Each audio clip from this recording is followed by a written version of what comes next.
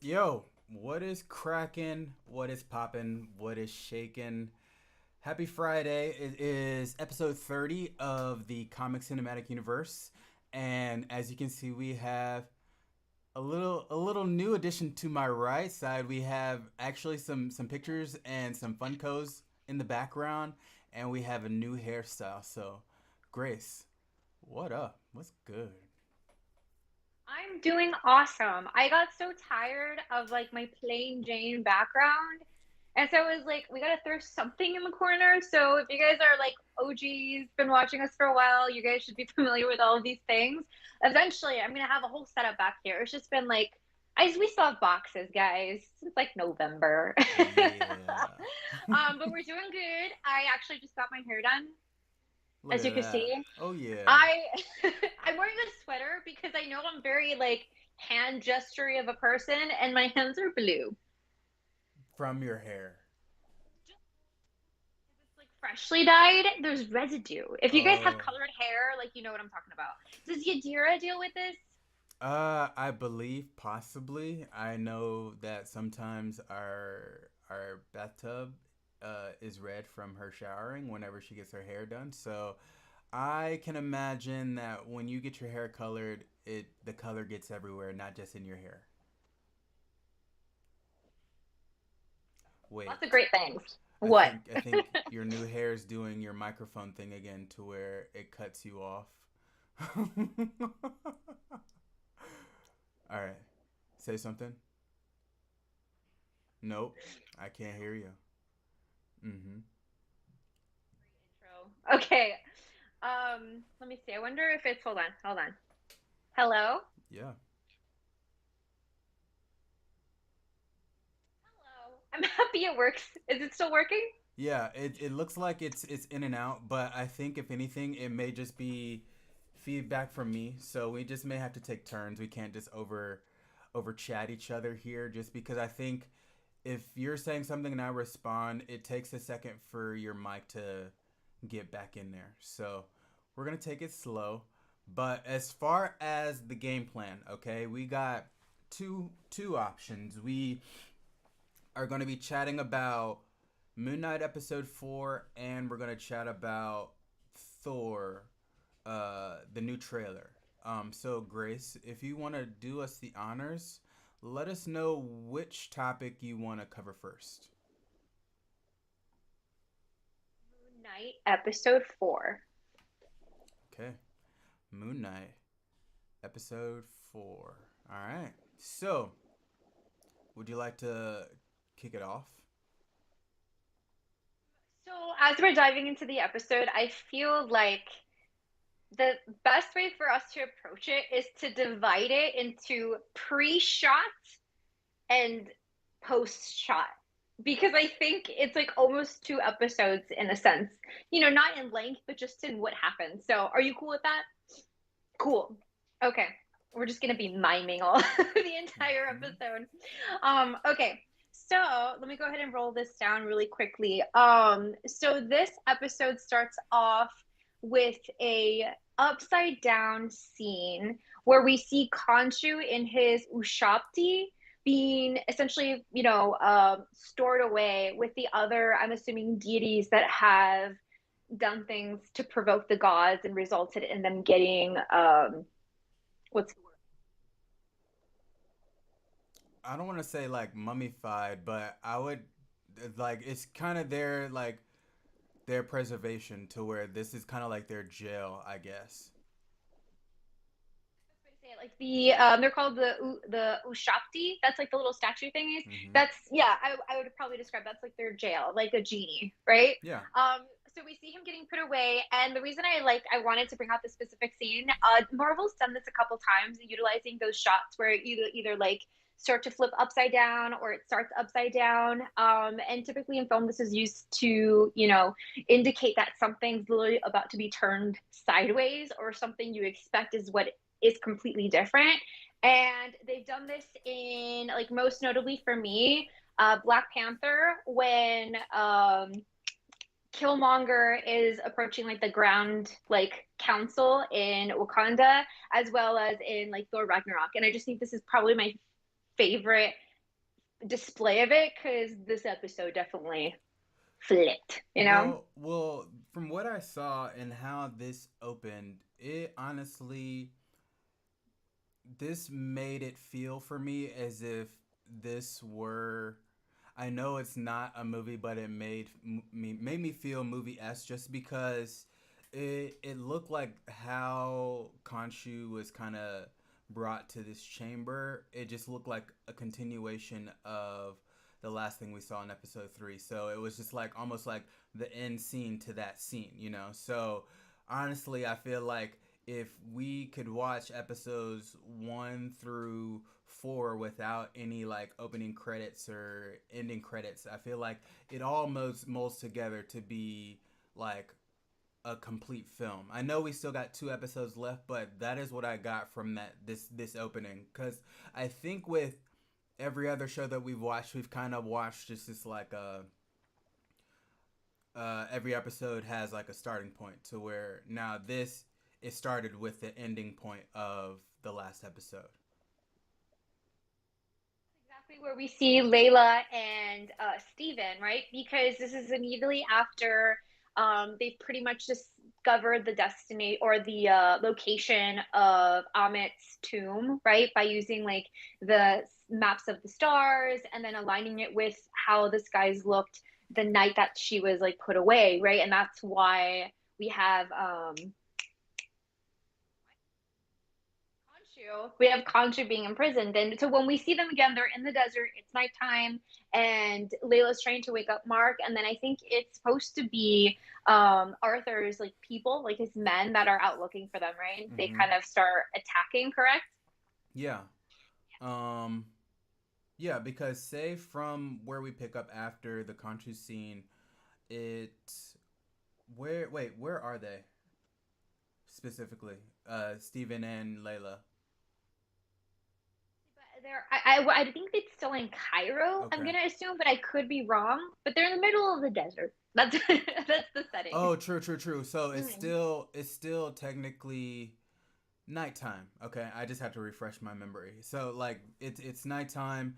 It's yeah. Arthur Harrow's men are coming, and Steven is I guess drained from the thing that we saw him do from the last episode. From so say from here, this is where we kind of get uh Layla in full force, I guess. Like we kind of get we already kind of got a general idea from I think it was episode 2 where she got a fight scene and you can see that she was a little badass, but even here like it went up a notch for her to where she just kind of moved up in I guess the quote unquote badass rankings in the way she handled these bad guys.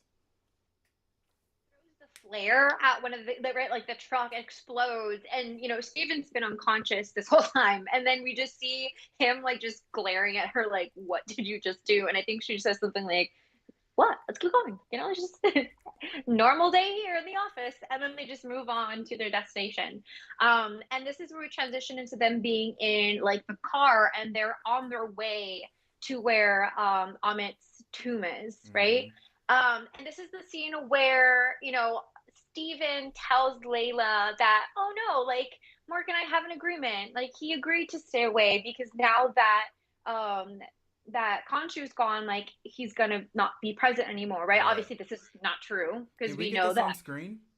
Yeah, we got this. This agreement between them two? That's what I'm asking. Episode 2, there's a conversation between Mark and Steven. I think it's where I don't even know how to describe the location, but it was right before Arthur Harrow got like the bug thingy. The Mm-hmm. in my head, it's just the Don't worry about it. Keep getting I know, the snitch. I got it. I know what you're talking you about. know my And touch. by There you go. now, everybody else knows who you're talking about or what you're talking about. So continue. Trying to translate it from Harry Potter to Marvel. But it's where he's like in that little like quad area and they're talking like, oh, don't you worry, once Khonshu's gone, like I'm gone too, but I have to take care of this because otherwise he's gonna go after Layla, you know? Mm-hmm. And technically, he's not wrong, right? Khonshu's gone, but Mark is like, this is not the situation we discussed, though, right? Right, like Yeah. like the way Steven is handling it, I feel like there should have been an unspoken precursor in saying when all of this, like, if Conchu's gone, once this Harrow situation's taken care of, then you can have the body. But Steven is just being Steven, is like, nope. You said when this happened, when I don't think Steven realizes, or I'm sure he realizes the situation that he's in, but at the same time, no matter what, Mark is there to protect the body, and they're entering even more dangerous situation to where yes, Mark is needed, but I feel like Steven is more so now being a little bit selfish just so he can obviously get a little bit closer to Layla. And we got more of what we talked about last episode here as far as the Steven and Layla show, basically. Yes, I think it's in that like selfishness of like I just want to spend more time with Layla, right? Because from the beginning he's had a little spark for her, and I think in these previous episodes we can say that there's definitely a spark that she has for him, not just Mark but also Steven. And when they're at like Harrow's like people's like dig site and they're kind of collecting some items before they go in to like explore the tomb, there was this conversation back and forth between Steven and Mark, and Mark's like I need to keep Layla safe. Like you need to see this from like her perspective of safety and all of this. And he's just like, I'm not alone. Like I have Layla. Like I can do this. And it is from a point of like I just want to be around her. But he also does have a lot of value in this situation because honestly, if he gave the body back to Mark, there's absolutely no way they would have known which direction to go to, right? Because he's the one who realizes that inside the tomb it's shaped like a symbol. I think it's called the hold on, Eye of Horus, and that's how they're able to get escaped. So yes, it's a selfish reasoning to start off with, but I think honestly, Stephen was the right person to go in the tomb with. Stephen Rice was the quote unquote right person, but let's say like I pulled the image up of this creature because we have no idea what this creature is. This is where Mark enters or should have entered, but yet Steven just decided to keep it and just wait. Did he even see it, or was it just Layla that saw the creature? Is actually so when they enter the tomb they see these like hieroglyphics, and one of them they point out and they're like, oh, those are Heka priests. And Layla's the one who calls them out because of how they're dressed and how they're positioned. So the Heka priests were basically entombed to protect the pharaoh, and that is the creature we see Mm. attack them, right? And yes, so he did see the creature because remember there's a scene where he throws something and he squishes the first one because there Oh were right, two. he's like I squished it. I squished it. Yeah, exactly.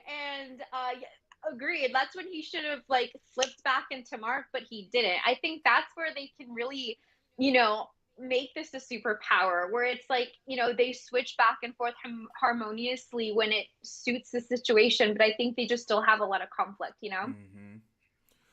Well, their main conflict with each other is right now in this episode specific, and by specific it is Layla because Steven he took it upon himself to go ahead and puck her up and go in for the kiss, but it came to the point to where of course Mark saw that. He I think initially he said to not make a move, but then Steven went ahead and kissed her.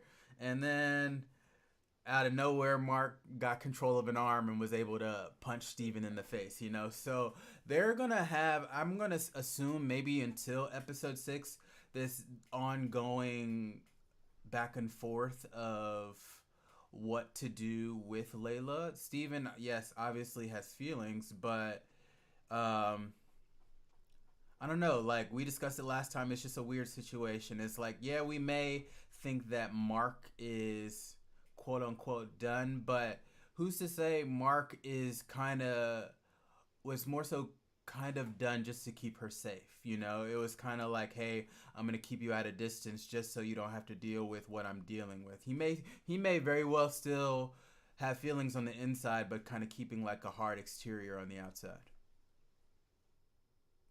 Like on the head, you know. And I think Steven even I think justifies the point that you're making because when Layla initially leans in for the kiss, he brings up like, oh, Mark is just trying to keep you away to keep you safe, and then she says something along the lines of like that wasn't his choice to make, right?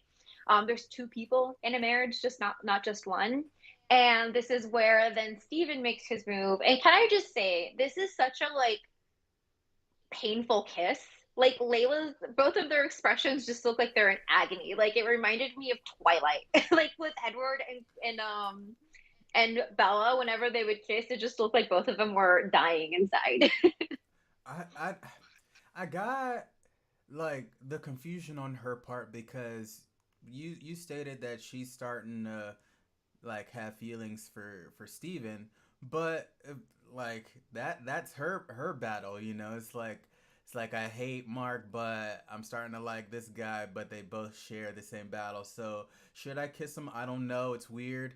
Like it's that's where I can understand where she's on to where Steven he's in it to where he's never dated anybody like that. Well, we don't know him to have or know him to be a smooth operator. You know, he's always been that kind of awkward personality to this may be his first attempt at love, and he was just like, "F it, I'm going for it."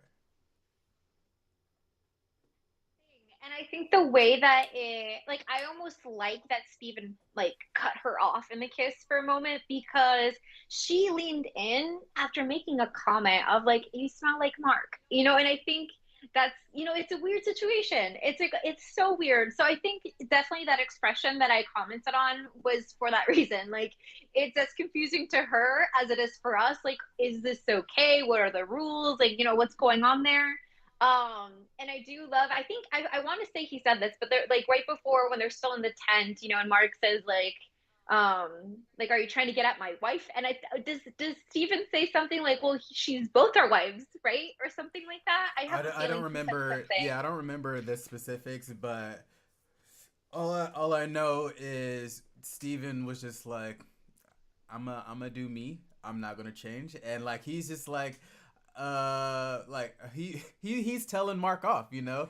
And when it comes down to the two personalities, of course he would think Mark to be the more intimidating person just because of who he is. But Steven is not phased. He's like, listen, I'm gonna do this. I'm not gonna let you out. And yeah, it's my body now, you know. So that's pretty much what I got from this whole sequence. And then now they're in this tomb, and come to find out that the sarcophagus they're looking for or looking at turns out to be the one of Alexander the Great. And I thought that to be interesting just because I kind of remember that from history class way back when, you know. And they touched on it, but I think, is this who they're saying was the avatar of the god that Hera's trying to release? Basically, right, because they're looking for Amit's, that same little statue thing, Ushabti, right? They're looking for Ushabti, and they found out that it's basically laying in the tomb of her last avatar. And I really like this scene when they're kind of going into the tomb, and they're seeing all, like, obviously, like the architecture around it, like the symbols and everything, and they realize that there's like the Eye of Horus, which is a royal symbol, and then they're like, okay, like there must have been a lot of resources to create this tomb. Like, there's no other like person than like a pharaoh to be able to have these resources, which Mm-hmm. was an exciting thing for them to realize. And then it was when Stephen identified the Macedonian writing Mm-hmm. that he narrowed it down to Alexander the Great because he's the only pharaoh who would have been able to be connected like that, because I think he was based in Macedonia. He ruled Macedonia for 13 years, and I think his empire stretched from like Macedonia to Egypt and then Greece to India. But he himself, I don't think was an original like Egyptian, but I think he idolized the culture and appropriated, I think, their ways of like being entombed after death. Um, one question that's a little off topic that I want to pose, and I honestly may have asked this question already in the previous stream, but do we have an idea of how long Steven has been Steven? You mean like how long Mark and Steven have been Mark and Steven and Scotty? Yes? Correct. And I think the way we ended last episode, we solidified for the moment that based on conversation between Mark and Layla and dialogue from Harrow, that Mark must have had like the dissociative personality traits before meeting, um, because it was what's his name? Harrow, who had mentioned that Khonshu picked Mark for that specific reason, Mm-hmm. because he was troubled and Mm. easier to take advantage of. So that's kind of where we landed off last episode. However, it's still not, I think, definitive to stay, because definitely after this episode, I had to dive into the comics because, as everyone, I was confused as hell, and I was looking a lot, and there was two specific readings I did, and in both of them, they kind of said that, Mark, you don't have dissociative personality disorder, at least not in the way that you think. Um, and Jake, whatever, they all came to happen after Khonshu like threw himself essentially into your consciousness and shattered you into these different personalities as a way to cope. Which I think by definition means like it made him develop dissociative personality disorder, because that's kind of like a rough definition of what that is, right? Trauma then kind of develops the split personalities as a way to cope to the pain. Mm-hmm. And they basically framework it to be like this was your system's way of coping with having conscious presence in you, essentially. And something I did like, just because we're mentioning it like this right now, is that they frameworked it as like, and that's not a bad thing. Like, this is actually your superpower, because you experience the world in a way that nobody else will, and you're able to use these different personalities to as an advantage, which I thought was really cool. The only reason why I asked was just simply for the fact that because I don't remember the specifics of the phone call from episode one from Layla answering the phone or him calling or whatever. But if with that being said, I just find it interesting to know how much Stephen knows of this ancient Egyptian civilization, just because um, this is knowledge that, of course, takes time to read and understand. I'm sure Mark didn't take the time to understand ancient Egyptian as a mercenary. So Stephen, for being the personality that he is for the time that he has uh, been there, it comes to show that he's either subconsciously recorded a few things from Layla, or he's been Stephen for quite some time reading up on ancient Egyptian. So that's the reason why I was kind of curious to see if you knew how long Stephen has actually been in the picture. So I think we could definitively say that Steven hadn't always been around, right? Not like from birth or anything like that, because when Mark responds to Layla about like how long has this been going on for, he said, it's been a while, but it's only really been recently that it's out of my control, right? And we were kind of talking about that last time. Mm-hmm. But also like he spent all night as much as he could reading up on everything history, specifically like Egyptian like history and things like that. So even if let's just say it's only really been like a relatively short amount of time that Steven has existed, I think any like the imprints he took from Layla, which are very evident in episode 2, and all of the reading just from like 8 hours of the night that people normally sleep in would make sense for him to have all this information, you know? Yeah. Okay. Yeah. I was just curious, just because, it's things like that or facts like that. It just had me curious, But kind of moving along, um, I believe they found what they were looking for. Like he had to stick his arm, like up to his elbow through the mummy's mouth. But they find what they were looking for, and Harrow catches up to both of them. Um, and from there, before I get into the shot, I want to talk about Harrow catching up to Layla first in the little dark place, because this is where he reveals the truth about her dad. Yes, Mark was there, but the question was Mark involved? And I think we got that, like, yes, Mark was there, but he wasn't totally involved in her father's death. He was just working with a partner who got greedy, but we don't know who the partner was. Who's to say the partner could be the unknown personality that we haven't seen yet? This it could be somebody else. Instead of Steven, this is who? Scotty, or possibly I think I read somewhere there's a personality in there named Jake. Am I correct? Jake is, I think, the personality that we have nicknamed Scotty. Yeah. There's another phone number that was listed in like that first or second episode where we see Steven scrolling through like the contacts and the Mm-hmm. phone numbers and the Mm-hmm. calls and everything. And although I believe it's listed as a different name, I believe it's supposed to be Frenchie Duckham, who is a notable like best friend of Steven in the or Mark in the comics. And I want to say that is the like person that he's referring to.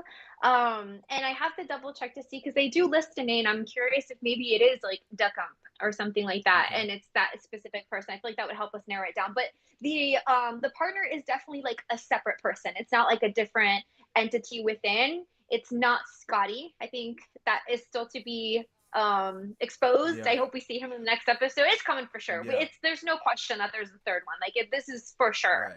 Right. And that's gonna be Jake. So yeah, two different people, but yeah, like the situation wasn't as bad as I thought it was gonna be. Like yes, like he was present, he saw it happen, and he didn't tell her. I think the biggest issue is that he didn't tell her. That's the betrayal.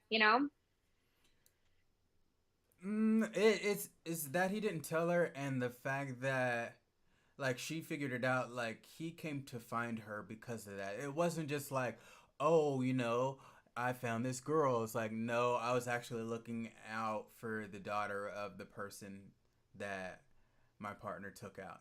So things are kind of unfolding. She now approaches Steven in the tomb. She's angry, of course. She's super salty. You can see it all in her face. Uh, and she has every right to be, just because Marcus kind of held the secret since they've known each other. If they've been married for a couple years, this is something that he's been holding on for that time.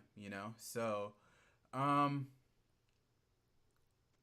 there's that conflict to where now Layla has been looking everywhere for Mark, but now I'm sure by now she doesn't want anything to do with Mark the personality. There still may be something there for Steven, but because of this may tarnish the relationship that she has with Steven, just because of course they share the same face. And Steven is always gonna have the face of Mark, and she may look at him just be like, nah, you're still that person who had something to do with my dad's passing. The case. I mean, we know that she still loves both of them. Obviously she has a lot of like issues with Mark, but it's evident that she still cares for him. But yeah, like I mean, how can you look past something like this? I think it's going to be something that they have to work out for sure. Mm-hmm. I do like, though, I felt so bad for Steven because he's so happy. Like, he made this discovery of like a lifetime. He found the lost like tomb or sarcophagus of Alexander the Great. Mm-hmm. He found Amit's like, place of imprisonment. And when she comes in, he's just like, "We won! I did it!" And I think that's when she said, like, "Oh, can he hear me?" And he's like, I think he says, like, "Alexander? No, I don't think so." Right. And that's where she basically summons Mark through because he's like, "No, like, can you hear me, Mark?" And I like this scene so much because although it's only Steven and her in the room, technically, like she screams towards Steven, but it's hitting. I don't know. Like the concept of it was super cool to me. Like the way that she had a very distinctive like anger towards Mark that had nothing to do with Steven and kind of like shot, if that makes sense. It wasn't like she was mad or like her feelings blended to him in this moment. And I just like that as like a directorial standpoint. Well, To your Go Mark, I ahead. feel like Mark is no matter what, he's there. If he's not present, he's still in the background. Like hence why like we got that the punch. Yes, Steven kissed her, but either Mark felt it or he saw it through Steven's eyes. So no matter what, Mark is there. So her yelling at Steven to see if Mark is there, uh, then yeah, like um no matter what, I think whatever personalities present, the alternate personalities are there in the background in spirit, quote unquote. That's indisputable for sure. What I'm just saying is, I think that the way they orchestrated the scene was really cool. And just like the way that they're able to lay this out in a way that's easily like digestible for us, because we're like seeing something go on with three people when it's only two physical people there. And I just loved how she and her emotions were like so directed at one of the presents and somehow was able to just to pull out like Mark out of like, you know what I mean, out of the consciousness and into the forefront. It just, the whole scene for me was like, I liked how it played out because it's a unique thing for us, you All know. right. And I think this is where we then Oh, actually, before we move on and kind of get into more of like the shot and then post that, Mm-hmm. there's something in the conversation between Mark and Layla that I wanted to talk about. So it's obviously when they're talking about how her father died. And he says, like, he shot me too. I was supposed to die that night, but I didn't Mm-hmm. that night, Mm-hmm. and I should have. And I was like, I'm wondering, because he says these kind of in two separate different like quotes. I wonder if this is like indicative of the moment that he connects with Khonshu. You know It what I makes mean? sense. Like after I kind of brought it up last time, like the quote unquote near death experience. I think this is that. So that makes total sense. Things just Wait, click. say that again one more time. Sorry. I was saying I love how everything just clicks. We're so good. Yeah. So before the shot, with that being said, we legit have no idea who his partner is. Correct.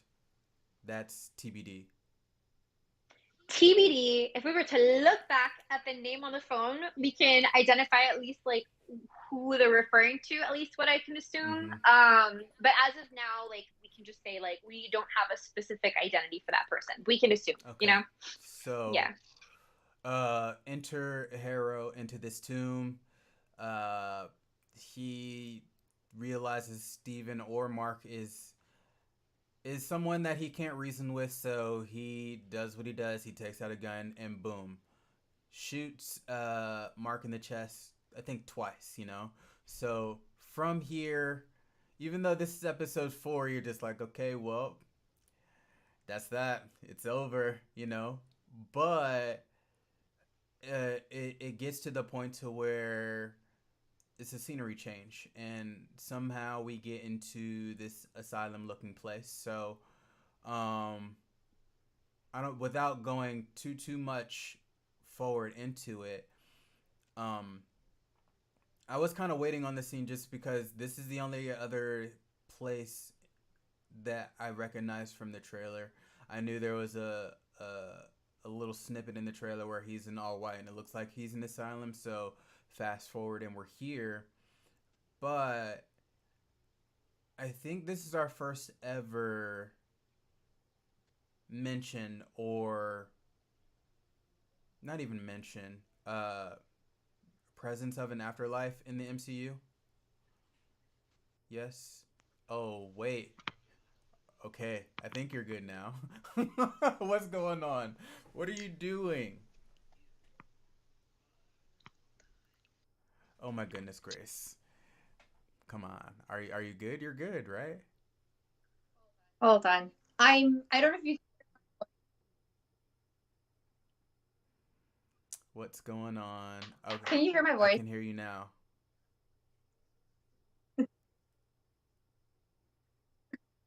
Can you hear It keeps going in and out. What's going on? Did your earbuds die? can, I'm good? I can't tell. Oh my goodness. Hold All on. right, let me explain my situation, my experience. I'm gonna assume you can I can hear you now.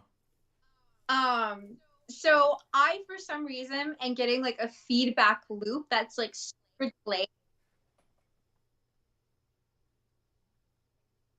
I had to take them off because for some reason during the audio, like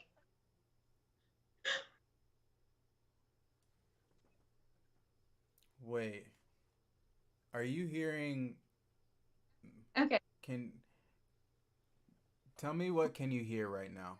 hearing like my right now over. Like let me see if I can I try Yeah. to Yeah, yeah, yeah, yeah. I'm gonna bring it back here. I'm gonna All right. So, we are, I think we're back. Are we back? can you hear me? Yes. Okay. And now I cannot hear you.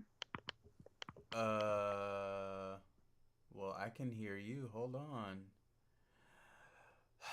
Grace, Grace, Grace, Grace, Grace, Grace, Grace, Grace. Oh my goodness. Although I cannot hear you, I'm going to take this as progress because I'm no longer hearing like a background voiceover of How ourselves. about now?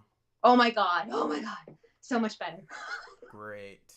Hold on, guys. I did hear a lot of what you were saying. That's why I wasn't talking for a while, even though I was like, oh my God, what's going on? Because I could still hear like what you were talking about, but on like a super delay. I felt like I was just Mark and Steven. This is a horrible experience. Okay. So Oh, I think where I left off was asking. This is our first kind of glimpse of an afterlife in yeah. the MCU. Yes, I think that's kind of what most of the talk is agreeing with, right? Like we don't think, at least in the beginning though, like when this he gets shot, he's in this shallow water, and then all of a sudden we see him kind of sinking down in what's now like ocean depth. It reminded me of shit. I think I may have asked you if you've seen the movie Get Out in the past, but this is the quote unquote sunken place. This is what I got from that. You did mention it, and I haven't seen it yet, Yeah. but yeah, like it transitions into this Indiana Jones type film, and we're like, what is going on? And Mm-hmm. then it shifts into that like mental hospital. And I did like the way they orchestrated in that. Definitely for a moment, I was like, oh my God, was all just like a manifestation of Wait. his dissociative personality disorder. Okay. I think you're good now. I don't know. It was tweaking out again, but I think you're good. Okay. Did you hear Say it me? again one more time. Okay. I was just saying that I love that from how for a moment at least it made us really question like, wow, was this all just a manifestation of Mark's dissociative personality disorder and none of this was real, you know? How? Wait, but how'd you get there though? That's. For when we transitioned into the like movie, right? We were in a movie and then hopped into like the mental Mm-hmm. asylum, like for a moment, because you're seeing all of these people who we've learned to be other characters in the story. Mm-hmm. We see artifacts and different like pictures and everything, and it makes you wonder for a moment if like, wow, is this just a manifestation of Mark's dissociative Oh, personality you're saying disorder? the whole like story of Moon Knight and everything that we've seen up until this point was just part of his imagination. Like part of his maybe psychosis, you know what I mean? Like it was a trip. I was like, oh my god, for like a moment. But when you step back, I definitely think it's more of what you were saying. Like, I mean, one being that the room is fully white and like fully, the way it's presented, like you're in more like of a limbo state, Mm-hmm. like maybe an after, maybe not afterlife, but something in the middle between like being alive, Right. afterlife, like a limbo, you Mm-hmm. know? Yeah.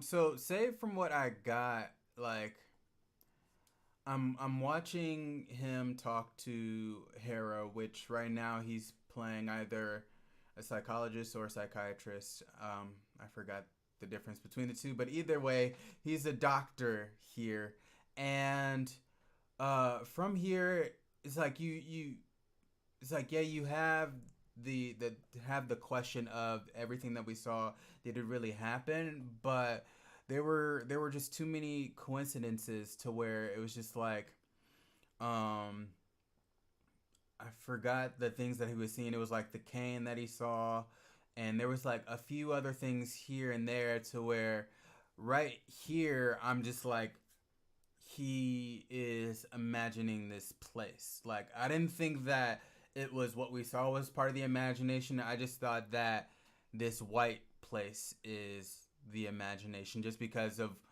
the comparisons of these items that we saw in the previous Mhm. episodes or whatnot. So, um, I saw it. There is it's kind of crazy because by this point we don't know, like, because I think we see Mark in a wheelchair and he's talking to his reflection, so he thinks that he's talking to Steven, but he's talking to himself. So by this point we don't know, or I didn't know what was going on. I was a bit lost until he found the sarcophagus in the other room. Mhm.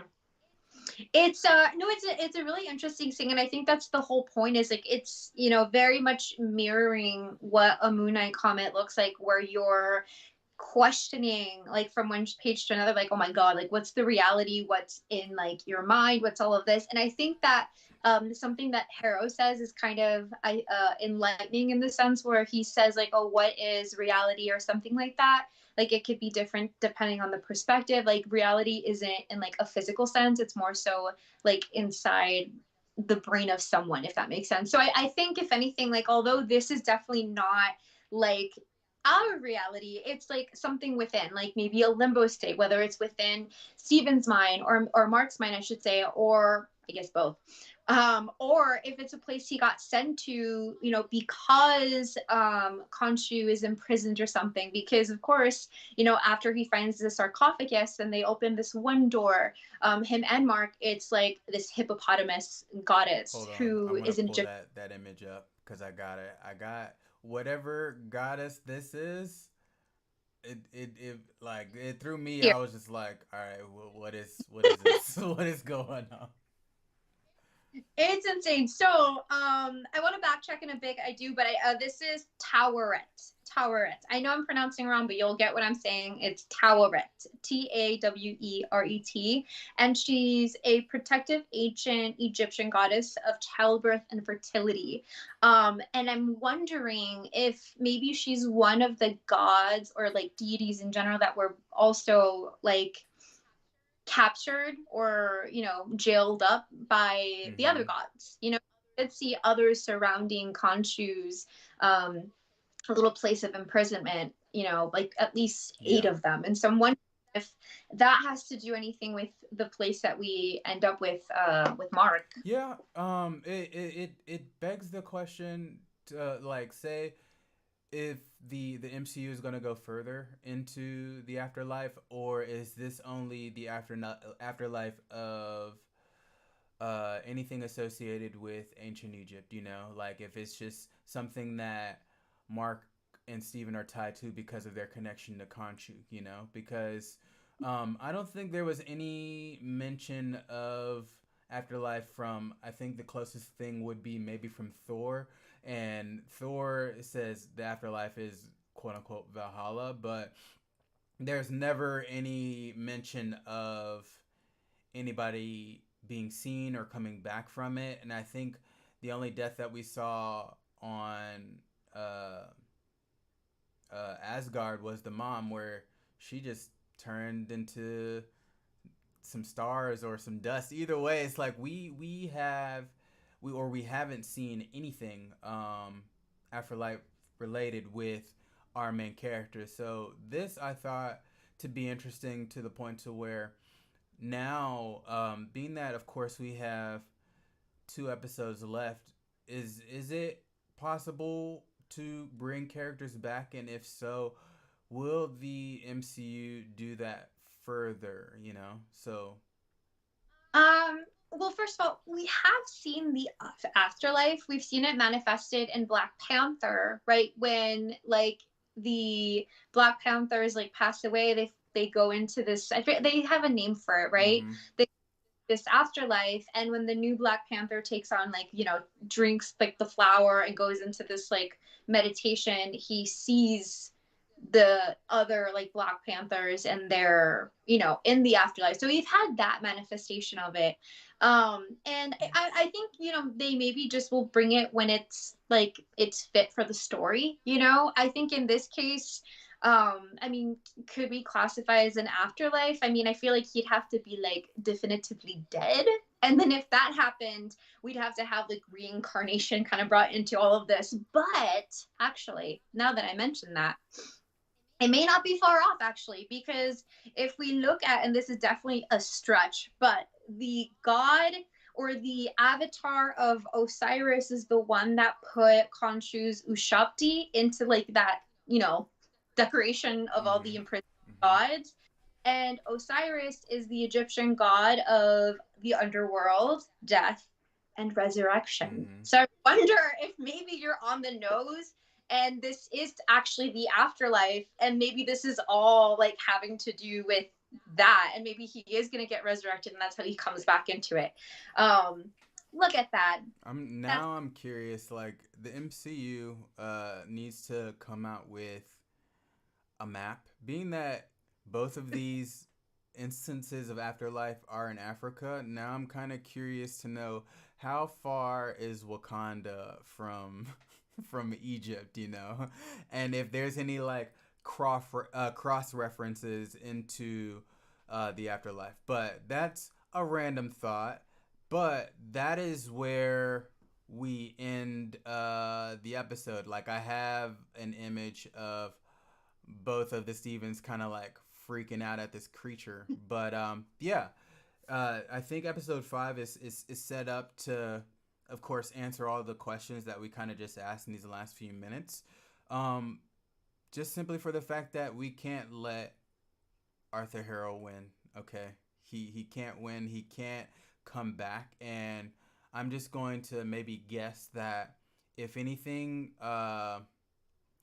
Mark and Steven, being that they're both separate here in this state, they have a better chance of convincing this hippopotamus goddess that there's a human on Earth trying to release a god onto Earth to kind of unleash mayhem, you know? So they may all form a group to get out of this white place, this white asylum, to come back, and maybe, who knows, the gods that we know of that are still on Earth may hear this plea from everybody that's in this place. And I don't know, I'm again rambling, but this is everything that I'm kind of hoping for in episode 5 and 6. I feel like with this episode 4, like I think it leaves us all rambling because it's like there's so many things. First of all, I think from the first part of like the episode was kind of clean, pretty smooth, like nothing too crazy. It kind of was like building from things we've seen in previous episodes, Mm-hmm. and we're like, oh right, we got the hang of like this, what this series is about, and then it turns this whole flip, right? Very fitting for like the way this episode started. And something I was going to mention about this kind of like limbo scene is when Mark finds the sarcophagus that has Steven. I just love how, despite all the bickering and all the nagging, like the first thing that these guys do is just like embrace themselves, like so lovingly. And I thought that's just amazing. Like they were so happy to see each other, you know? Right. And obviously, both like scared shitless because one of them was in a sarcophagus and one of them is just like, what the hell am I doing? So I think they just feel great having someone to validate the realities. Mm-hmm. Um, but as before they meet the like hippopotamus goddess, they come across a different sarcophagus, and like when I saw this, I was like, it's Scotty, Is Scotty. that like, because I didn't see it when watching it, but I saw images of a standing sarcophagus. Is that what you're referring to? I don't know if it was standing, if it was laying on the ground. You might be right, and it was standing. But it was a closed sarcophagus that they just kind of decided to leave Yeah. and then just walking by. I'm gonna have to rewatch that episode. There are a few things that I missed, but I'm glad you caught that. Because now I'm How going to be looking out for that extra sarcophagus. And if anything, now let's hypothesize for episode 5. They open that one up and we get to see Jake slash Scotty slash Loverman. You know what I'm saying? We get to meet this third and maybe final, if not. Because I think, if anything, I think I read there's more than 3 personalities in the comic, but who knows? We may just get 3 this season. Mhm. There was something that I was reading. It was one of the comics. I can't remember which specific one, but it's one of the newer ones where they're kind of dissecting what Mark is experiencing, and it's in that same one, I believe, when they're kind of frameworking his his so-called like dissociative personality disorder as a superpower, which I thought was really cool. Just because typically you don't get to see the silver linings in many of like the mental illnesses that people suffer with. Yeah. It's only really bad stuff that you notice. But I feel like you and I even like highlighted like some of these things in the past, like how they're kind of starting to get see the benefits of maybe switching off. And I think at this point it's always been like with like, what's the word, like they don't want to but they have to because the situation calls for it. But I think once this clicks, it is going to be a superpower, besides Khonshu. It's going to be like a very interesting dynamic to figure out. But we definitely have a lot to happen in these next 2 episodes. We're gonna meet Amit. Like, either I think since Harrow is Amit's avatar technically, I think we're gonna meet like the physical incarnation of Amit. Mm. I believe the actress's name is Sophia Danu, and she's set for 2 episodes. So that's going to be these final 2. That's going to be good. Okay. All right. Well, that was the first part of this stream today. Hold on, I got a couple Oh, she more. got a couple more. Okay, Got go more. for it. If you Do it. want more. So, we will have Tao Ret be a kind of a big part of the plot, and I don't really know why. Like, being that she's the god of like fertility and childbirth, I don't know how she associates with the story so far, but Mm-hmm. it seems well. I think your suspicion might line up where they'll like gang together and get out of this like limbo type place. There's also Yatsil, who is that one like god whose avatar was talking a lot with Mark. Mm-hmm. He's someone who gave him kind of like the hunt to go look for like the map of the stars that led them to Amit's tomb. Mm-hmm. So in Egyptian like mythology, that goddess and Khonshu had like a romantic relationship, Yeah. and they it up a little bit here too, right? They're like, Mm-hmm. oh, he used to enjoy her music and all of this. Mm-hmm. She's set for another 2 episodes too, so she might be like either an ally or maybe a foe in this situation. I'm not sure. Let's And then that Let's just say TBD because we already know how IMDb has lied to us in the past. We don't have to bring it up, but we know when it comes down to IMDb and how many episodes certain actors and actresses are in, we don't know that to be for sure. It may just be like fake news until we actually see it on screen. So we shall see, Grace. Aside from those two, the other two that we might meet are his parents. Who, Mark's parents? Yeah, Wendy and Elias. I saw both of them listed. I was not surprised to see Wendy because we've made mention of her, right? Mm-hmm. Um, and I feel like it'd be kind of fun because I know in the first episode's breakdown that we did, we felt so bad because we were like, I think Steven's just leaving these voicemails to like a non-existent person, Right. or and I think it was when I'm sorry, Steven met with Layla. Layla was like, "Oh, you're talking to your mom again," things like that. Mm-hmm. So that one makes sense. So I feel like I won't count that out just yet. Because when I saw that, I got excited that maybe we're gonna just get an even deeper like understanding Mm-hmm. of like his whole history. Because I think we just want to see like when did he start like representing these symptoms, like when did Steven, when did they all come in, when did you get Conchu, how, and all of this. Like I just want to get it laid out, so maybe this is how we're going to do it through the parents. Okay. All right. Well, I'm open to all of the possibilities. I'm down.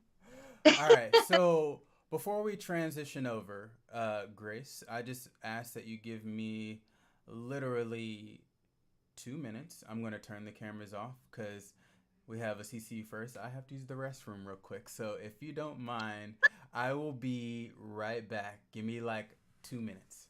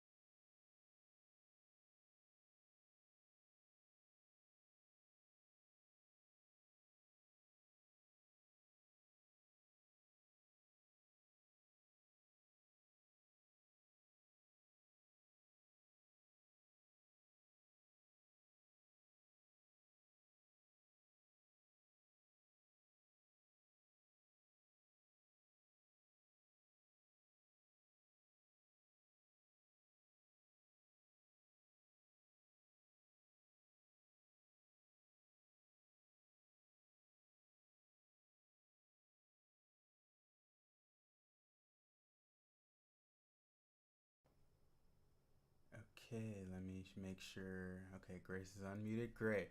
All right. So, say when it comes down to uh having a be right back screen, I'm going to need to create one of those just in case we both need to have like a transition like that, and that's something that I need to add for this. So, apologies, but we're back and we are here to talk about what we see in the background, which is Thor: Love and Thunder, the new trailer that we got this weekend.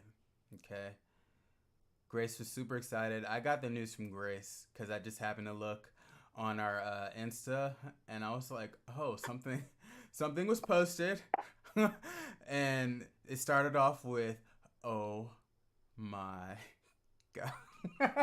And like I heard it in Grace's voice. I was like, all right, something just dropped. Either it's a new Doctor Strange trailer or we finally got Thor: Love and Thunder. And we've been waiting on this. We were thinking we were gonna get this maybe towards the like as a post credit scene for like Spider-Man: No Way Home. You know, it was like something that we've kind of been waiting on, maybe even since like Super Bowl. But Super Bowl gave us Doctor Strange, so This I feel like came at the right time, and if anything, if they didn't show this now, I was expecting to get this as a post-credit scene to Doctor Strange.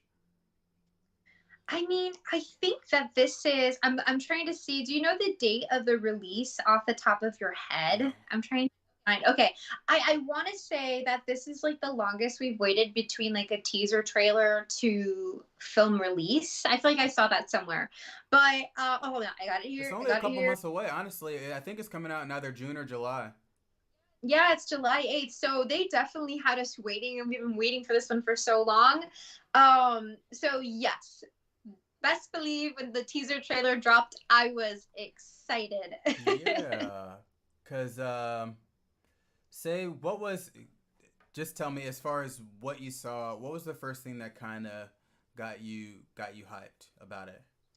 I mean, just like see, I saw already. Like, I just saw like a whole. I follow all like the news thingies related through to Marvel, DC, whatever, and it was everywhere. I was like, oh god! And so overwhelmingly, like I'm watching this, and I think it must have been between two clients. Like, I think it was literally like, sorry, I had to run to the bathroom, but in reality, I was just really watching like the trailer. But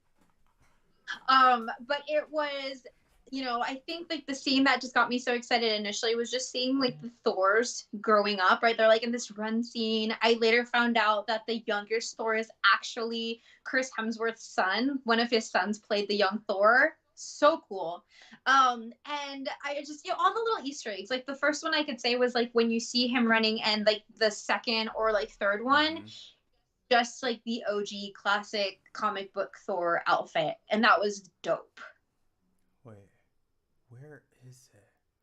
No, hold on. All right, you keep chatting because there's an image that didn't upload that I'm going to go ahead and throw on here. So continue, please. No worries, no worries. So that was really cool to see. I feel like it reminded me of how we got to see like Hawkeye's original comic book like outfit in like drawing form. Like these outfits, they fit well in the comics, they're colorful, etc. But they just don't always fly in the real world. But I think it's a really cool thing when they're able to mesh them into the content that we see now in a way that is just like fun for the comic book lovers in general, you Yeah.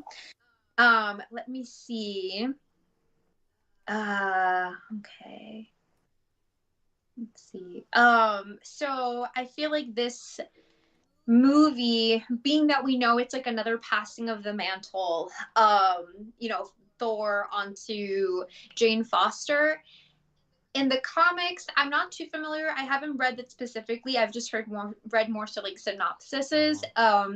That Jane Foster does get cancer, and essentially it's like she takes on the Thor mantle, and I think that helps with her cancer or something like that. Mm-hmm. I get mixed up with it. I do know that it's been confirmed that that is going to be part of the storyline, I actually but just read somewhere that in the comics it actually made the cancer worse every time that she summoned, I guess, Milner to become Thor as well. maybe I'm getting it mixed up. But we're gonna see that definitely play out. I think in this movie because I heard mention that that is gonna be part of the Mm-hmm. storyline.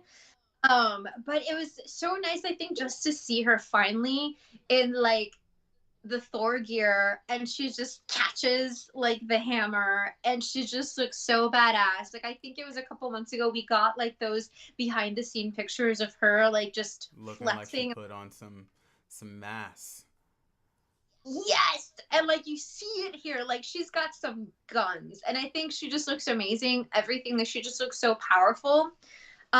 And I love I think you appreciate this too as much as I do. Like we know we're gonna get like a training montage because we got a Right. snippet of So it here. say like I pulled all these images here, and like the first thing that I have that I wanted to chat about was, of course, the training montage, because of course we're gonna get it, because where we left off with Thor was Fat Thor from Endgame, and he was sluggish, he was lazy, he was a drunken fool who was pretty much kind of uh just like in a drunken rage after the events of Infinity War, So him passing, I would say the first mantle he passed was the one to the Asgardian to become king.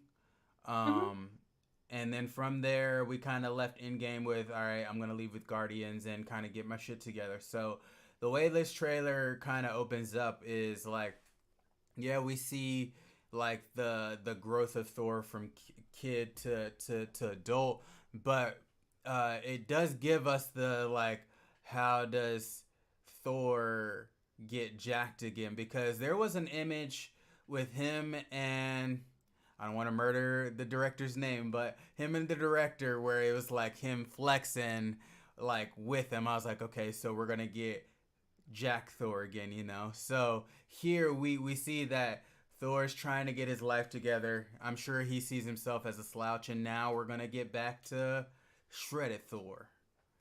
He's doing what his mom told him. She was like, "Eat a salad." Right, right. You know, he's getting a little healthier here, and also from here because they they brought Jane up towards the end. But before we even get to Jane, I do want to talk about something that I was kind of curious about, which was um actually before we get to that, let's go ahead and shout out to the Guardians because of course he left with the Guardians and we see him here, you know. And one thing I noticed that I think her name is it Manta? Is that her name?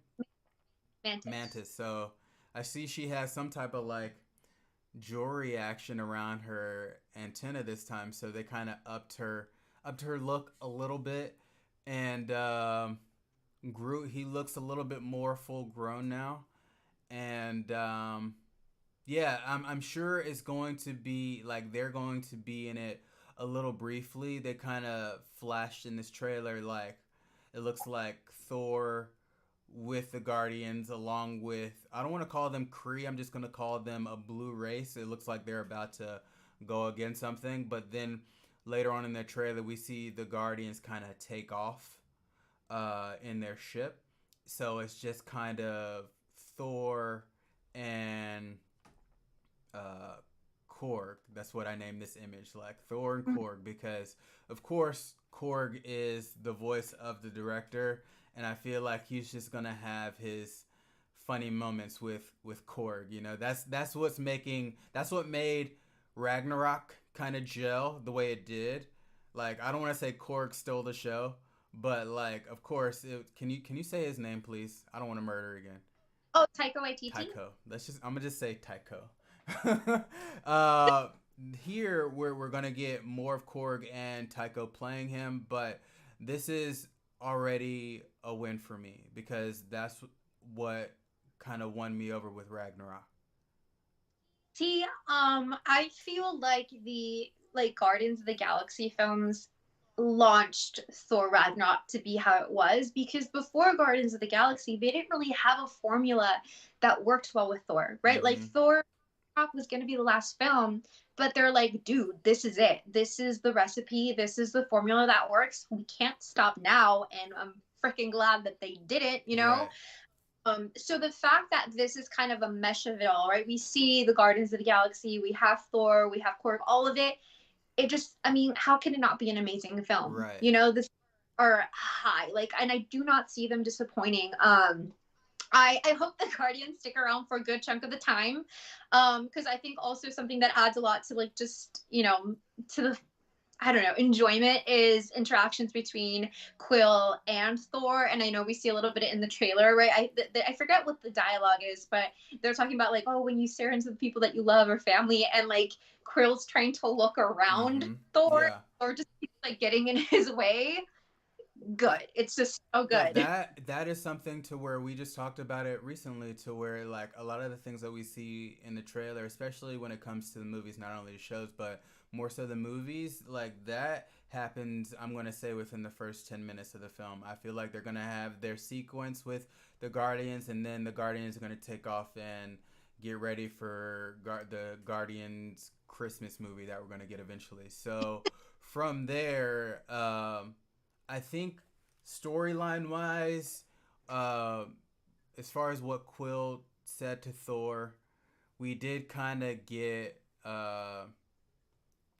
like I have now another image called Zen Thor to where it looks like he's sitting in front of a sunset, and he's kind of getting his zen on. But I feel like he's pretty much gonna take what Quill said to account and maybe find some other godlike beings. Hence why we're getting some images of Olympia, which I didn't even think was going to make it into the MCU. But did you happen to know if Olympia was in the comics?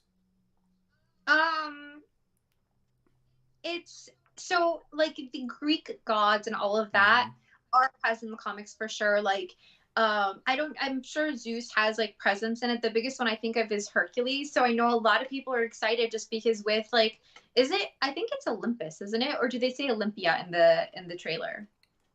Let me Google. I got him pull Google. I'll say Olympus for now, Olympus. right?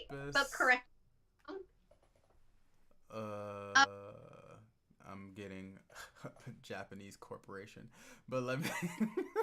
I, Greek god, Greek mythology. but I'll link you but anyways, like they do have a presence in the comics. Like Hercules has a huge like storyline, which is why a lot of people are wondering if maybe we're gonna see him or like something of him here. There it's just not, I think, in like the forefront of a lot of like the stories, you know. But it's really cool to see this kind of get blended in, and it's honestly awesome that we just finished breaking down the fourth episode of Moon Knight, because I think something this phase is doing really cool is that they're bringing in a lot of present mythology in from our world, much like how they did with Norse mythology, and they're displaying it now cinematically in a way that meshes with the MCU we've known so far. And I think that's just exciting. I think we get what is this? So basically, I think the way that the story is probably going to go is similar to how like the comic that is almost like framed like inch for inch of like, I think it's Thor and am I missing Korg? Yeah, Thor and Korg are like in this like icy like snowy Yeah, place, and there's yeah, this, I had that image up. Continue. My bad. I took it down. yeah. So the monster is supposed to be, I have it here. So it's the corpse of Falagar the behemoth, something like that. But it's basically like page out of the comics exactly, except insert Korg, you know? And in this particular comic, like Thor is basically investigating like the murders of all of these deities, and it basically leads him to the villain, who's being played by, Christian what's his Bale. name? Batman. Mm-hmm. Yes. And so it is, where is it? I think I've heard his name to be. I think it's either.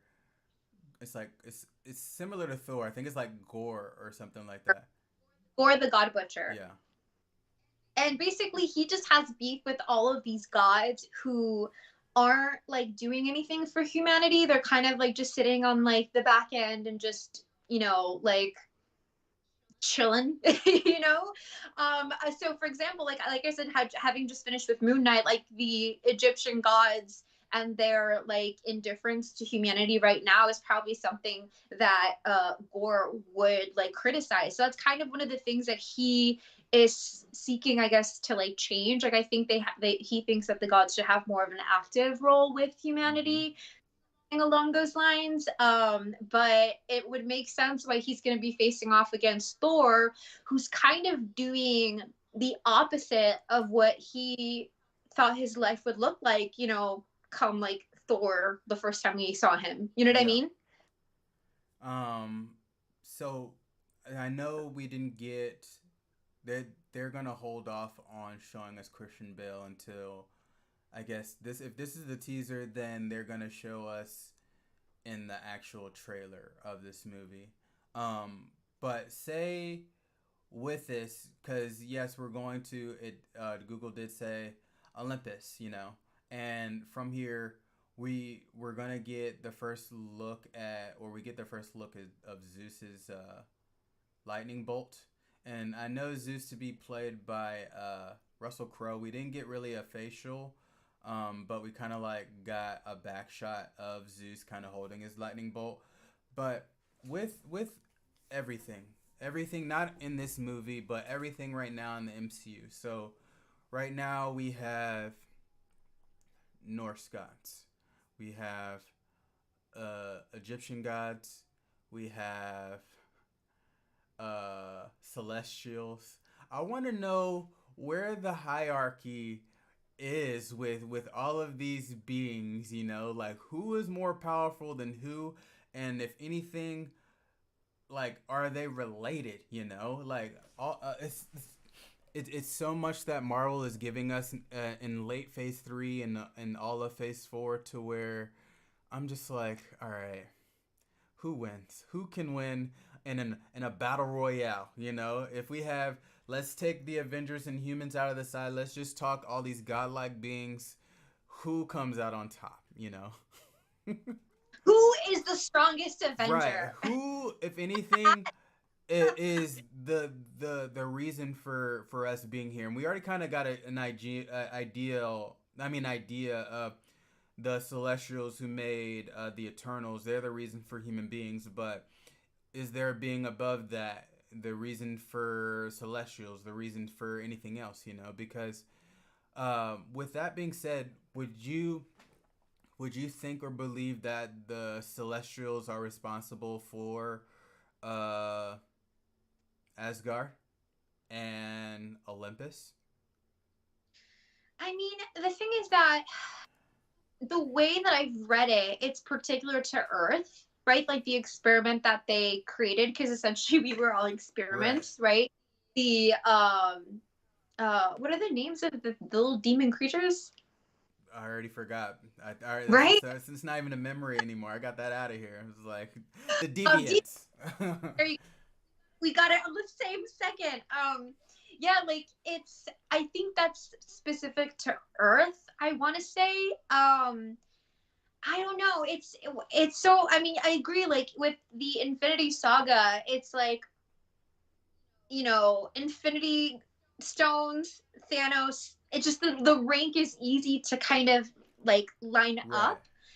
And right now it's a little everywhere, and we don't really know, like we're getting introduced to a lot of different creatures, a lot of different, maybe not even for like the original time, like obviously like Egyptian gods, like, and like Greek gods and all this, they're not new, but Mm-hmm. it's like how do they rank in the MCU, Mm-hmm. like where do they rank? I feel like that's a fair question. We don't really have the answers just yet. I need it. um I need the answers.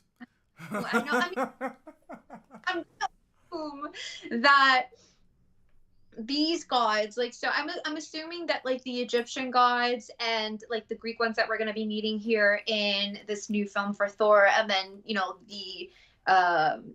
the Nordic ones, like I want to say they would kind of rank similarly within their own like respect, because they're like almost they're deities and gods that we are aware of, Right. right?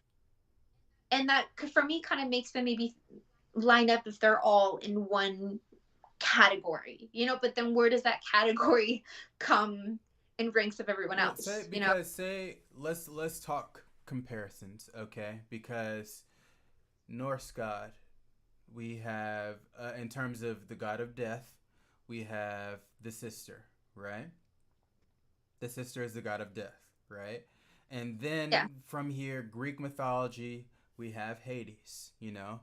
And then you just mentioned something in Egyptian mythology, you know? It's like, so every mythology has their quote unquote god of whatever. And Zeus, I'm going to just say he may relate to Thor because they both can wield lightning. But does that, if you were to say it like that or phrase it like that, would you say or think that they're all on the same plane, just different, let's say, faraway cousins, you know?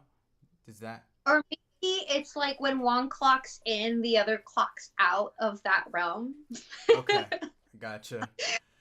No, I feel like I don't know, like maybe it's true within like their own realms. It's hard to say because then it gets just like a little mishmashy, It does, but I'm sure Marvel Studios they're gonna give us these separate places, of course, because they're just stories that are just gonna kind of like pique our imagination, you know. Mhm. But with that being said, now it's just to the point to where every mythology has their different ideals about life in the afterlife. So are they all going to be different? Because if I were to just talk about, I'm not going to go into religion like that. I'm not religious like that, but I do believe in an afterlife, right? So with that being said, I know this is fiction, but say if I were in this universe now, right?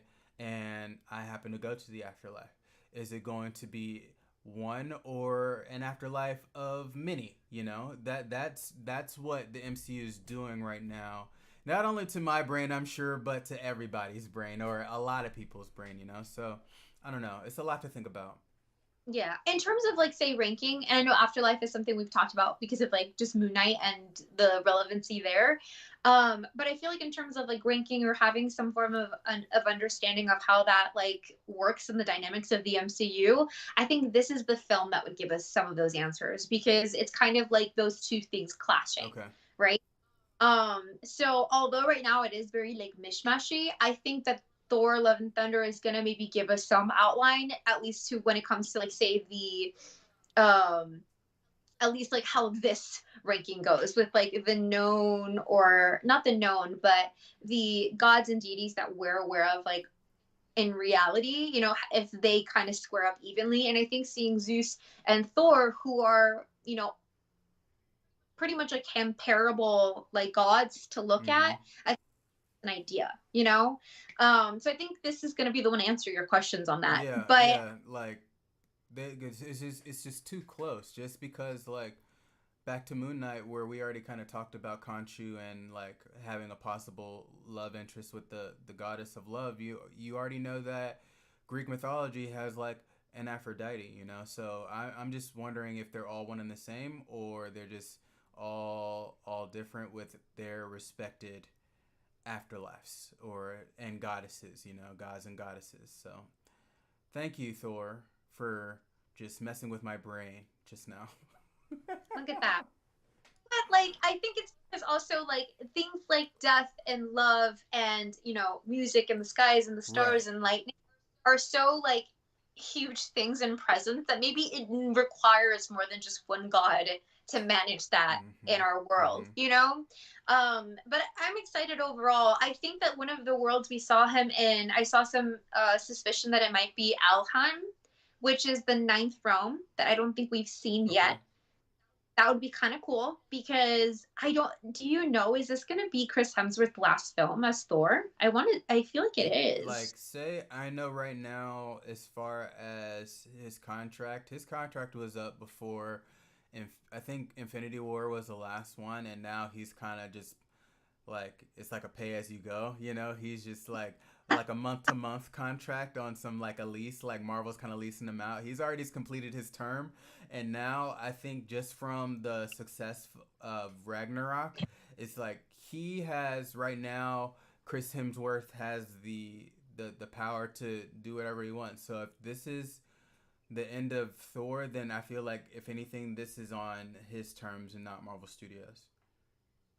It might be the case. It might be the case. Like maybe he's still like a back figure after Jane Foster takes on the mantle in a more like present Mm-hmm. role. But I think I had another note on here. Hold on. Oh, so something we skipped over a little bit was the little glimpses of new Asgard, and then Valkyrie as like the king of Asgard. Mm-hmm. Have little glimpses of it, and I think it's interesting how they're presented in very like modern political Yeah. ways. Like you see council, it looks like congressmen, and then you see her on a throne that is very different than say like Odin's throne in Well, just in Asgard. Asgard. Yeah, yeah, yeah. Well, they can't like construct a city of gold here on Earth just because, from my understanding, what Hela mentioned in Ragnarok was like all of that gold that they had in Asgard was stolen from other places. So if anything, that was probably just like a one time thing, and now all that gold is kind of destroyed with the rest of Asgard, and now the Valkyrie, she's just making do with Which is what she has is it looks like a judicial council, you know, super official. She is in a business suit, and we didn't get to see her actual outfit. But I know that Tessa, she actually posted something. She may have gotten in trouble and then may have gotten taken down. But her Valkyrie outfit. So we will get the Valkyrie in action. Um, and I'm just going to assume it's like we may see that in the trailer when it comes down to the reveal of Christian Bale and what he looks like, you know. So yes, this teaser did what it was supposed to. It teased, but it also did give us a lot, you know. And I was highly satisfied with what they gave us. I'm excited to see it. I feel like every movie coming out, I'm just like I'm so excited. But it's just I think also getting to see these characters again post like Endgame, Mm-hmm. it feels like a reunion. I don't know. It's like even though it's not like it's been so long since Endgame was released, it's almost nostalgic because the last time we saw them was just a very like you know troubled way. And so it's I'm excited for this film. I'm excited for Multiverse of Madness. With this one in particular, like I'm excited for them to explore like the way that they interact with these other gods. And I mean it seems like you know Thor gets whiff of like these happenings with other gods, like gods are being slain. And then Mm-hmm. I'm thinking he's like, oh well, maybe we'll ask the king of the gods, which is Zeus, to see if he has any insight on what's going on.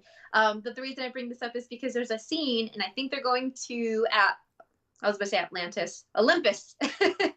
We're They go not to in Atlantis yet. not, Atlantis yet. not Black yet, Panther 2, but we'll get there eventually. yes, we'll get there eventually soon. They go to Olympus, and it's four of them, and I think it's supposed to be Korg, Thor, Jane, and then it's Valkyrie, and you see like their capes like just kind of flowing. It's a really nice shot. I I don't think know. I have that here. I'm gonna see if I could zoom Oh, in. I'm gonna see if I could like stretch it out and see, cause I see, yes, I see two would you? capes. I see Thor. I see another red cape, so I'm gonna assume that's Jane. I see Korg to the far right. And I think, if anything, they may have somebody walking with them towards the city, because the person that's on the far left, I don't recognize. So it just may be those three with somebody who actually, like a tour guide, you know, this that's kind of just chilling there. I was hoping that was her, but I mean, I'm excited to see her regardless because she's amazing in Thor Ragnarok. It's a given she's gonna be here. I'm just excited. I'm frazzled. I'm just super zoomed in right now just to see. I was like, do I see anything? But but yeah, you know, but either way, I'm glad that they gave us this. Now, the last thing that I want to kind of bring up, you brought it up earlier, right? As far as Jane is concerned, and I just brought an image of Milner, who Mhm. look what looks like to be put back together.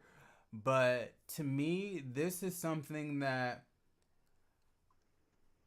it's like I know there's more to be revealed, but this them doing this at the end of this trailer makes me it reminds me of Batman v Superman, where with the Doomsday reveal, you know, in the teaser. You know, I think that this is something that they could have held off on. You know, they could have surprised us with, but I think it may have just been maybe pressure from the image of the actress all jacked already, to where there's like, all right, well, you've already seen that image, let's just throw her in the trailer, you know. So I think, if anything, I don't want to say it was spoiled for me, but I think it was at the same time.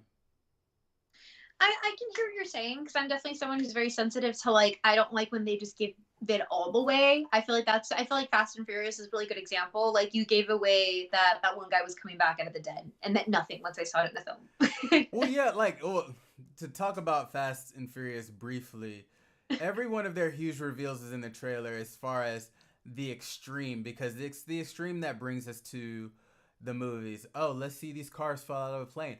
Oh, let's see a submarine come and race with the cars on ice. You know, it's like those type of reveals is expected because you know those are going to be the cheesy action movies that Vin Diesel's going to give us. But it's movies like this to where uh, in the trailers so far with the MCU, we've gotten a good track measurement of like, or not measurement, record of just like not seeing too much. Like it's never really been a huge reveal. You see the hero and maybe possibly have an idea of the storyline that the movie's going to give us, but it never really gives us like a reveal of either a big bad or B just something major. And I think the Natalie Portman reveal is something major, you know, because if she's going to quote unquote take on the new mantle, this is something that we could have held off on because she wasn't in Ragnarok. The story in Ragnarok was they broke up. So honestly, if they didn't give us the Jack Natalie Portman picture, I would assume that she was completely out of the picture. You know? Well, I mean, I usually I totally agree with like just kind of the orchestration of trailers. Like they need to be well crafted. Like I do hate when they give us too much. When it comes to Natalie Portman, you know, Jane Foster becoming Thor, like that had been announced like before I think Endgame came out. I forgot when they had done like the release for all these films coming up, you know, in the next 4 years. But there was like, you know, there's a shot that I know I posted on my Instagram when it happened with like Natalie Portman holding Mjolnir and everything, you know, so I'm not so bothered by it. And also, but maybe I'd have a different opinion if say it was released, you know, 5 months ago or like, you know, a little where it's not as close to the movie release, you know what I mean? So maybe Mm-hmm. why I'm not as bothered by it, just because the movie is like around the corner, you know? Yeah.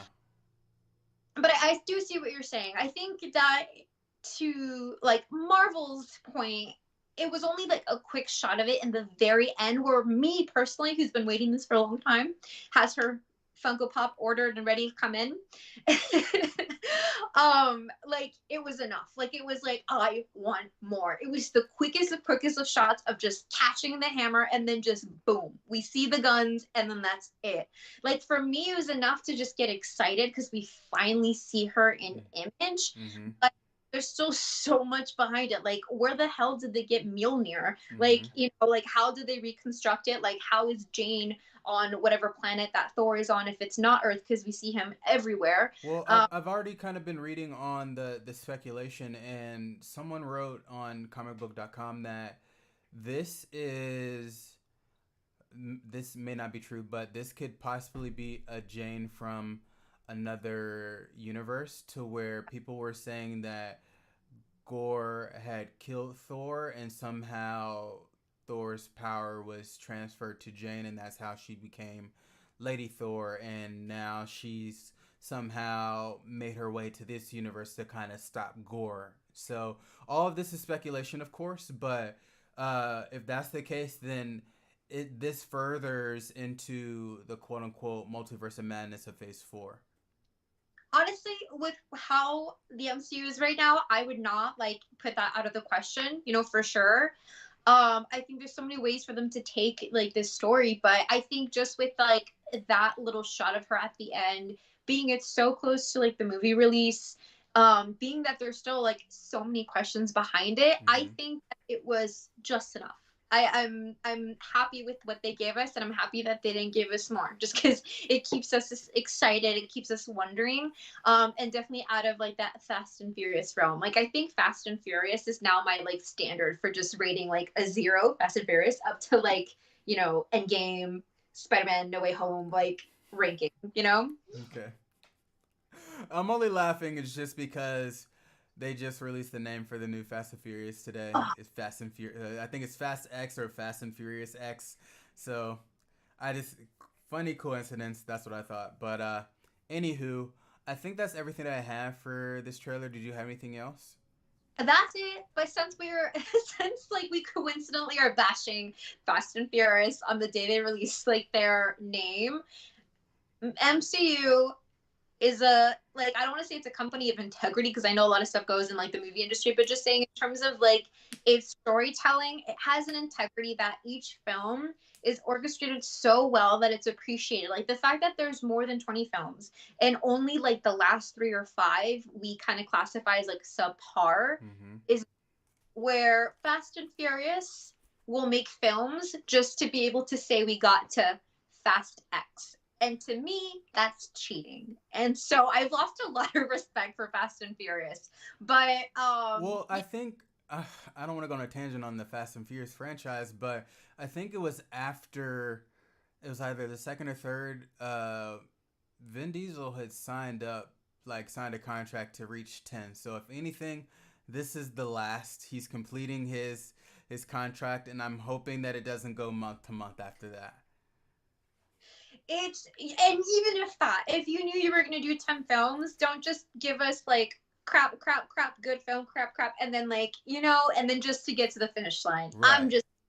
Marvel is doing it right. I'm with it. And well, Marvel not only invests in the story, they're currently investing in these directors that are doing the job right. And even if like, yes, we know Eternals to be a flop, like Marvel Studios, they invested in an Oscar director, So this is a movie studio just in general. Yes, it's a bunch of comic book movies, but they're taking the time to put out quality projects with quality directors and quality actors. It's not just one-offs. It's not just, I hate to say it, DC Comics and their movies. This is something that they're taking the time, and we've discussed it before. It's something that they're taking the time to build. And yeah, they may be 20 movies in or 20 plus movies in, but have maybe like 2 to 3 duds, but that's still 17 plus movies that everybody loves, to the point to where they're selling out movie tickets right now for Doctor Strange. And I'm sure when tickets go on sale for Thor, those tickets are gonna just sell like hotcakes just because. So Marvel, they're doing it right. I don't have to ever say. I feel like I will never have to say Marvel, get it together. When I have to say that, then we have an issue. But as of right now, that is not in the forefront. They are not on the same level as DC. They're on their own level, and I already have a general idea that Taiko is going to do his thing, and we are going to love this movie. Absolutely, like no doubt. And speaking of Taika Waititi, he was in the trailer. He played a pirate, like right Did before. he? Yeah, he did. He's on like a boat, and it's right before Thor like kisses this one girl, and it just looks like a romance novel. Mm-hmm. Like it's so good. Yeah, he was one of the pirates. Wow, I didn't catch that. I'm gonna just go on and watch it again and be like, there he is. But that is everything that we have for you all today. We talked about Moon Knight episode 4 and the Thor trailer. So be on the lookout for us same time next week, where we'll be talking about episode 5 of Moon Knight and maybe another topic, or Grace and I, we're going to figure that out. Grace, let's schedule a call for next week. We'll do that off stream. So we will holler at y'all. Thank y'all for tuning in. Grace, I appreciate the blue hair, and I also appreciate the memorabilia in the background. Okay, It's still here. I gotta put it all up. I literally was just like, let's throw all this to the side and let's just put up some things. yes, okay, No, because you can't be left with a blank background. So please, dude, it's been killing. It's been killing. This is not my standard. Yeah. All right, guys. Well, we will catch y'all next Friday. Y'all have a good one, and Grace, you have a great weekend. Good job, guys.